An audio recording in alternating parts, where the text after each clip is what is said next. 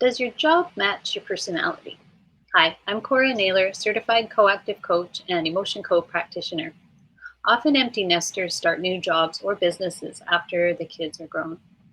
Wouldn't it be great if you could find something to do that matches your personality? Today I've invited Paula Potter here to help us with that. Paula has been a small business owner for over 30 years.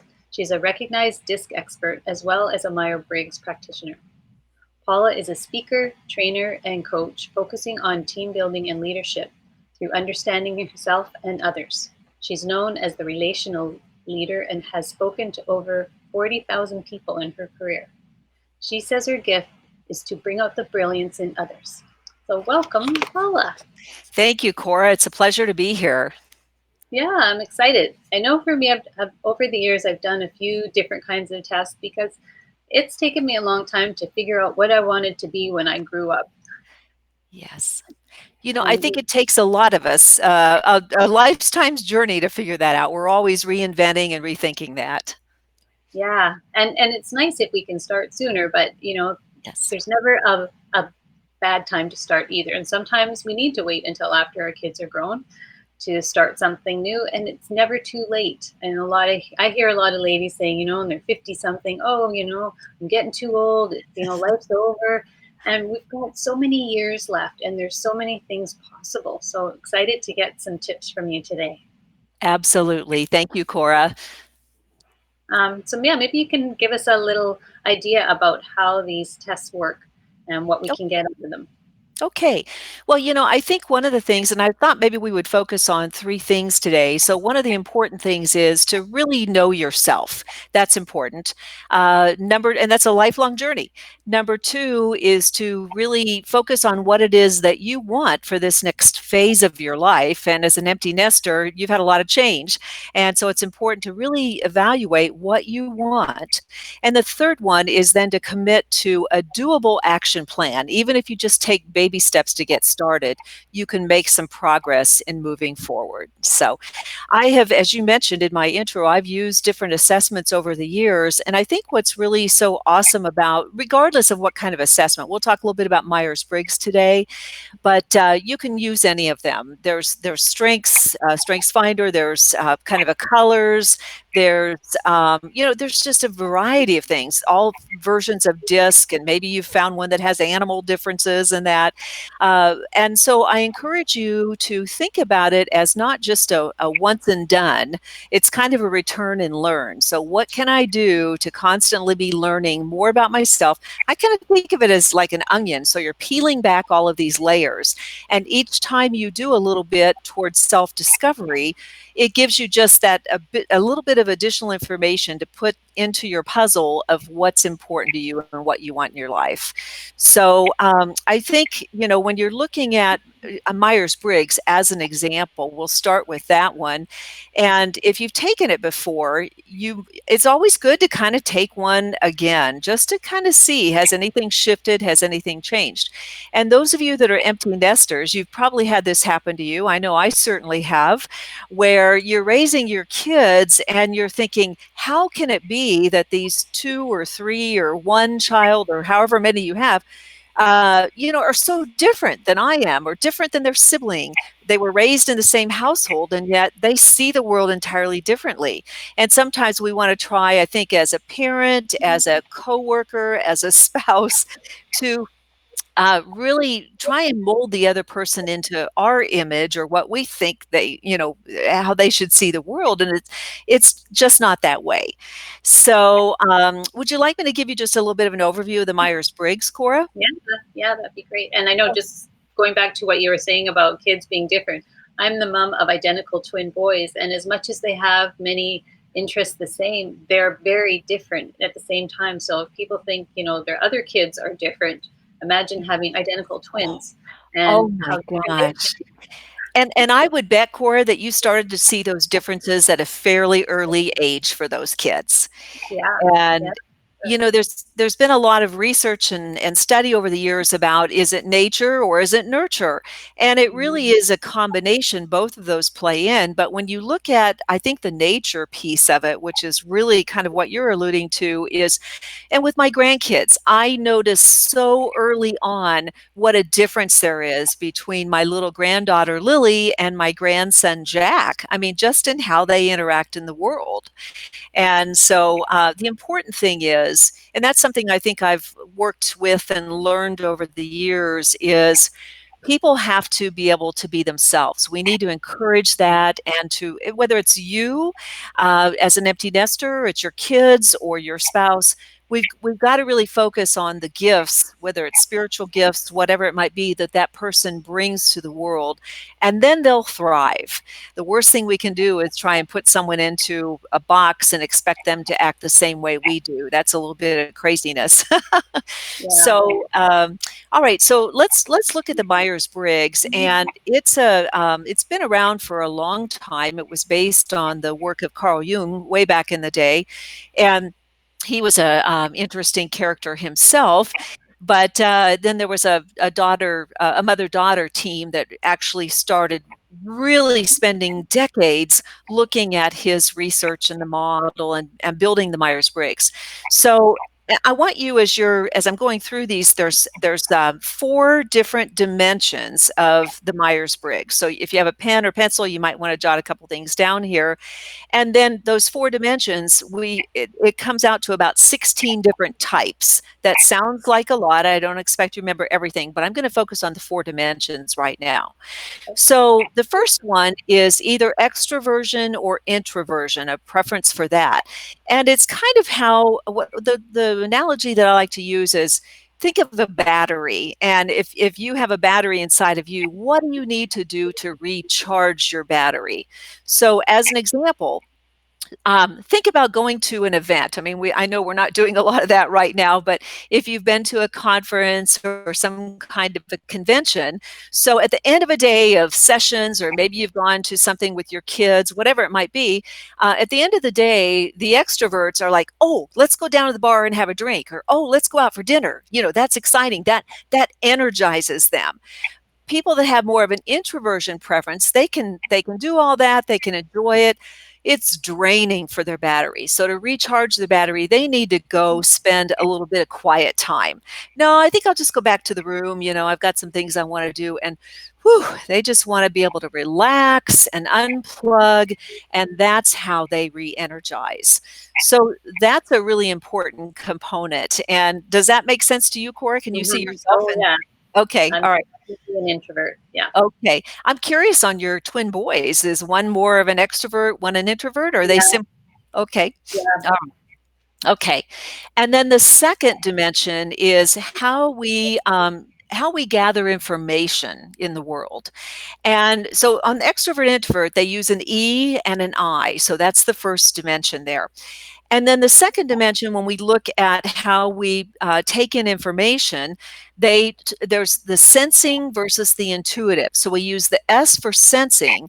Since we've already used the I for introversion, we use an N for intuitive. So how you gather information. And I've done a lot of fun activities over the years, and I'll paint this picture for you, if you will. If you look at, if I held up a picture right now and said, okay, Cora, I want you to tell me what you see in this picture. Sensing types will focus on all the details. They'll say, well, there's a tree, there's apples, there's a river, there's a bird, they see all of the details. An intuitive type will look at that same picture and they will tell a story about that picture.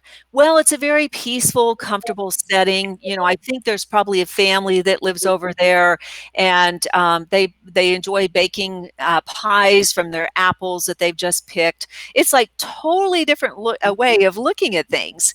And so sensing is more what you can touch, taste, smell, feel, all the data you can take in. An intuitive type kind of looks at the big picture. They know how they know, but they don't know how they know it, if that makes sense.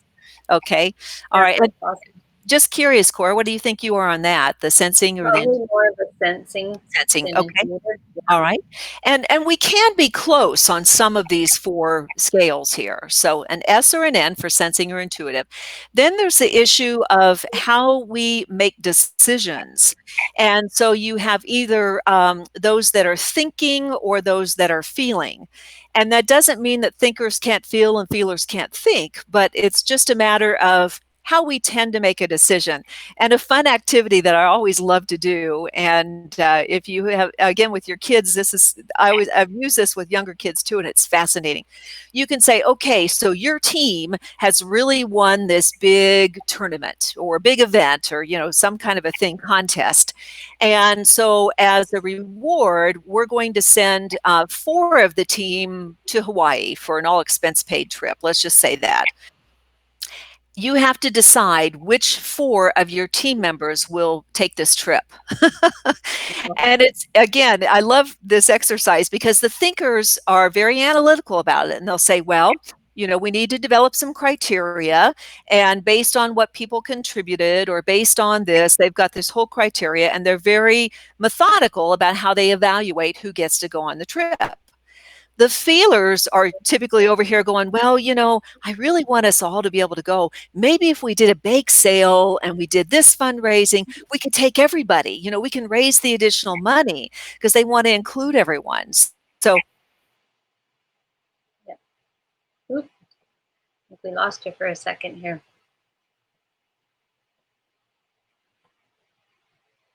to contribute. If there's somebody that doesn't want to go, then that's fine. That'll reduce the number.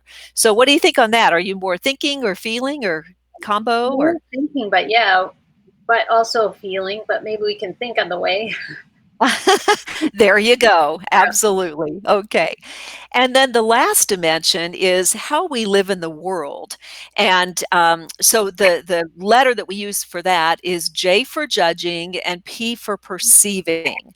And it doesn't mean judgmental at all. It's judging and perceiving. So I want you to hear me on that. So the judging types are the way we always often will say that judging lives in files and perceiving lives in piles. So one of the most interesting things to me is how we deal with our anxiety level. So I want everyone on the that's watching this broadcast to think about your anxiety level when you go to make a decision. Judging types have more anxiety before the decision is made. They're thinking about things and they're thinking, well, is this the right thing to do or not? And they agonize about it. Once they make a decision, they're like, okay, let's go. They don't second guess themselves. Perceiving types, their anxiety comes after the decision has made. So that's when they start really fretting about it. They like to leave their options open.